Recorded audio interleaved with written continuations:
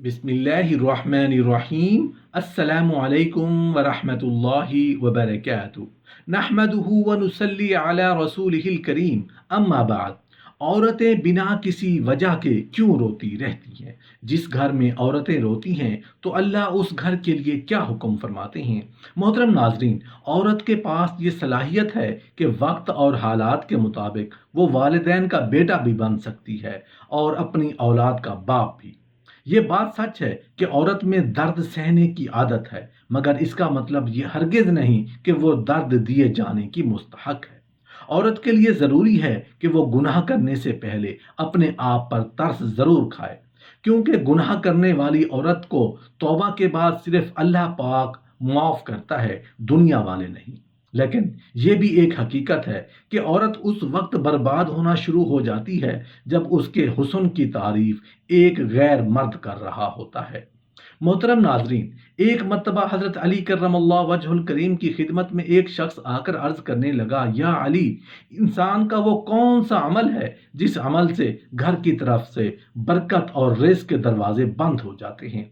हज़रत अली कर्रमल्लाहु वजहुल करीम ने फरमाया, ऐ शख्स, मैंने अल्लाह के रसूल सल्लल्लाहु अलैहि वसल्लम से सुना कि जिस घर में घर की औरतें रोती हैं, अपने मर्दों के आमाल की वजह से दुखी होती हैं, तो अल्लाह उस घर की तरफ रिज्क और बरकत के दरवाजे बंद कर देता है, क्योंकि अल्लाह ने औलाद को मर्द की और दौलत को औरत के नसीब में रखा है।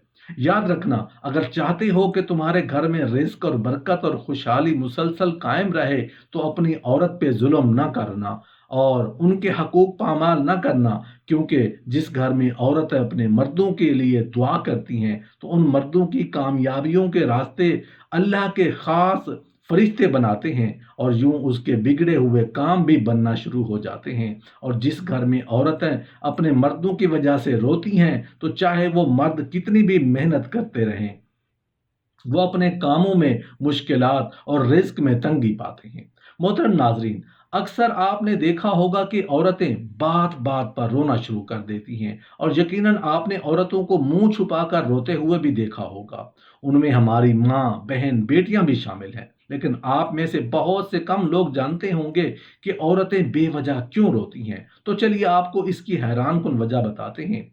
मोहतरम नाजरीन, एक मर्तबा एक लड़के ने अपनी माँ से पूछा, माँ, आप बेवजह क्यों रोती हैं? तो उस पर माँ ने हंसते हुए जवाब दिया, क्योंकि बेटा मैं एक औरत हूँ। ये सुनकर लड़के ने कहा, अम्मा, मैं कुछ समझ नहीं पाया। उससे पहले कि बेटा अपनी बात पूरी करता, माँ ने अपने बेटे को गले लगा लिया और कहने लगी कि बेटा, तुम इस बात को कभी भी समझ नहीं पाओगे। लड़के को अपने सवाल का जवाब नहीं मिला, तो फिर वो लड़का अपने बाप के पास पहुंच गया और जाकर कहने लगा, अब्बा जान, औरतें बेवजह क्यों रोती हैं? ये जरा जरा सी बात पर रोने क्यों लग जाती हैं? तो उस पर बाप ने भी यही कहा, बेटा क्योंकि वो औरतें हैं, इसीलिए वो बात बात पर रोती हैं। लड़का अभी भी कुछ नहीं समझ पाया, यानी उसको अभी तक इस बात का जवाब नहीं मिल रहा था। अब वो इस बात को लेकर काफी परेशान रहने लगा, क्योंकि कई साल गुजरने के बावजूद भी वो बात को समझ नहीं पाया कि औरतें जरा जरा सी बात पर क्यों रोने लग जाती हैं। फिर उस लड़के को एक दिन एक बुजुर्ग का ख्याल आया। बस यही सोचकर वो लड़का उन बुजुर्ग की खिदमत में हाजिर हुआ और उनसे इंतहाई अदब के साथ सवाल करने लगा कि बुजुर्ग अंकल, मेरे दिल में एक सवाल है जो मैंने बहुत सारे लोगों से पूछा, कहीं से भी उसका तसल्ली बख्श जवाब नहीं मिला। इसीलिए मैं आपकी खिदमत में हाजिर हुआ हूँ। अगर आप इजाज़त दें तो क्या मैं आपसे सवाल पूछ सकता हूँ? हाँ का जवाब मिलने पर वो लड़का अपना सवाल करने लगा कि एक सवाल मेरे जहन में कई दिनों से गर्दिश कर रहा है। सवाल ये है कि औरतें ज़रा ज़रा सी बात पर क्यों रोने लग जाती हैं? और अक्सर ऐसा भी होता है कि ये बात बात पर बेवजह रोने लगती हैं। तो उन बुजुर्गों ने फरमाया कि अल्लाह ने जब औरत को पैदा किया, अल्लाह ने जब औरत को बनाया, तो उसको मजबूत कंधों से नवाजा, ताकि वो उस दुनिया के हर बोझ को बर्दाश्त कर सके। इसी तरह अल्लाह ताला ने औरत को नरम और प्यार करने वाले बाजों से भी नवाजा, ताकि वो پیار دے سکے، اور ساتھ میں اتنی طاقت سے بھی نوازا کہ وہ اپنی کوکھ میں بچے کا بوجھ بھی برداشت کر سکے، اور وہ 9 مہینے تک بچے کو اپنی کوکھ میں رکھ کر اس کو پیدا کر سکے، اور کبھی وہ اپنے دھتکارے جانے کا غم بھی برداشت کر سکے۔ اور صرف اتنا ہی نہیں، اللہ تعالیٰ نے عورت کو وہ خاص طاقت بھی عطا کی ہے تاکہ وہ اپنے خاندان کے ہر غم اور پریشانیوں کو بھی برداشت کر سکے، اور اپنے گھر والوں کا پورا خیال رکھ سکے، اور برے حالات میں بھی بنا کسی شکوہ شکایت کے اپنی زبان پر لائے اپنے قدموں پر مضبوطی کے ساتھ قائم رہ سکے۔ اور یہی نہیں، اللہ تبارک و تعالی نے عورت کو نہ ختم ہونے والے پیار اور معاف کر دینے والے دل سے بھی نوازا ہے۔ چاہے عورت کی اولاد کتنی بھی گستاخ کیوں نہ ہو، وہ پلک جھپکتے بھی اس کو اولاد کو معاف کر سکے۔ اور آخر میں اللہ نے عورت کو آنسو بھی عطا کر دیے کہ جب کبھی عورت کی تکلیف یا پریشانی حد سے بڑھ جائے تو وہ اپنی اس پریشانی یا تکلیف کا بوجھ کم کرنے کے لیے اپنے آنسو بہا سکے، اور پھر وہ اپنی زندگی میں دوبارہ پھر سے نئے دکھوں، نئے غموں اور نئے چیلنجز کا سامنا کرنے کے لیے بھرپور طریقے سے تیار ہو سکے۔